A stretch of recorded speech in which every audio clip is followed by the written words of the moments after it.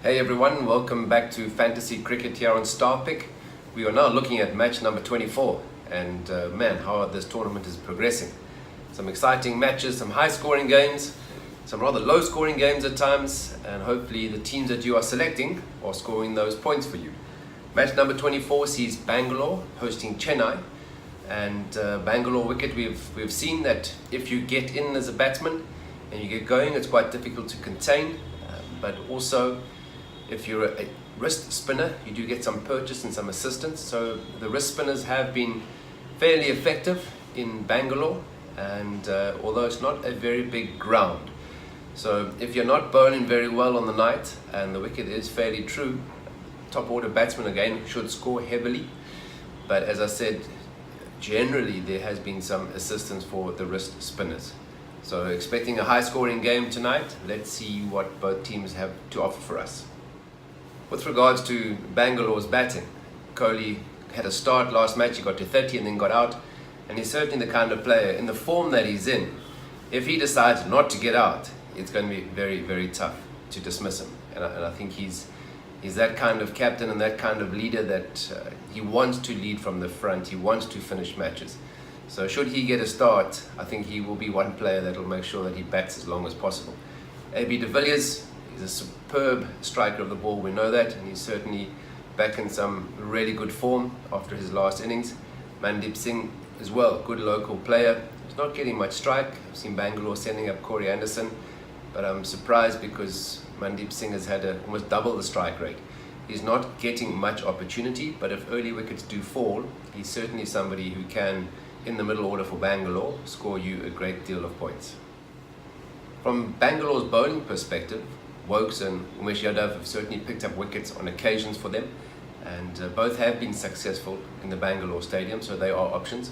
And then Chahal, he is very comfortable in these conditions, even with the small boundaries. He backs himself to take wickets. His captain utilises him to not just keep the run rate, the economy rate down, but also to break partnerships. So whenever he is an impact player for Bangalore, and one of the few bowlers that does pick up wickets on regular occasions. Now Chennai's batting is pretty strong, but it's not very settled. They've moved Ambati Rayudu up and down the order, and it's worked for him. He certainly had an incredible knock. Shane Watson has been in pretty good form. He is an aggressive stroke player though, so he does take chances and he does take risks. He likes to go airborne. So you got to back that with, if he gets going, he is a hard person to stop, but early on he does give opportunities.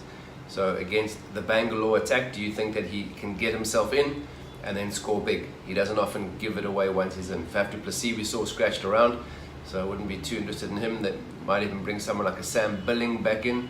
Make sure again that your selected 11 players are in the starting 11 from both teams. So Suresh Raina looks to have come back and hit his form really well. And then again with Dhoni, if he's utilised higher up the order and given more balls to hit, a ground like Bangalore is certainly not going to be big enough to stop him at the end of the innings. But it's no good if he's only coming in with 10 balls to spare.